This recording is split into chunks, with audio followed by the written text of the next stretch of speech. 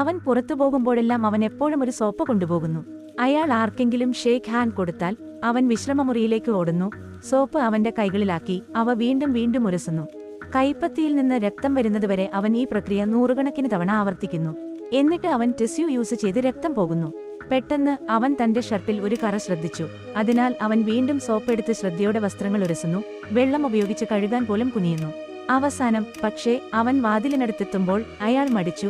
വൃത്തികെട്ട വാതിലിന്റെ പീട്ടി തൊടാൻ അയാൾക്ക് മടിയായി.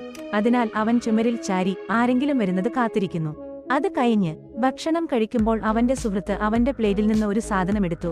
അയാൾക്ക് ആകെ അസ്വസ്ഥത അനുഭവപ്പെട്ടു. അങ്ങനെ ആ ഭക്ഷണത്തോട് അവന് വെറുപ്പ് വന്നു. ഒബ്സസീവ് കമ്പൾസീവ് ഡിസോർഡറുള്ള ഈ മനുഷ്യൻ അമേരിക്കൻ ചരിത്രത്തിലെ ഒരു ഇതിഹാസമാണ്. പാർട്ട് 2 കമന്റ് ചെയ്യൂ. ഇതുപോലെ വെറും 5 മിനിറ്റ് യൂസ് ചെയ്ത് സിമ്പിളായി വീഡിയോ ക്രിയേറ്റ് ചെയ്ത് മന്ത്ലി ഒരു 50K വരെ ഏൺ ചെയ്യാൻ ആഗ്രഹമുണ്ടെങ്കിൽ കമന്റ് ബോക്സിൽ പെൻ ചെയ്ത ടെലിഗ്രാം ചാനലിൽ ജോയിൻ ചെയ്ത് DM ചെയ്യൂ.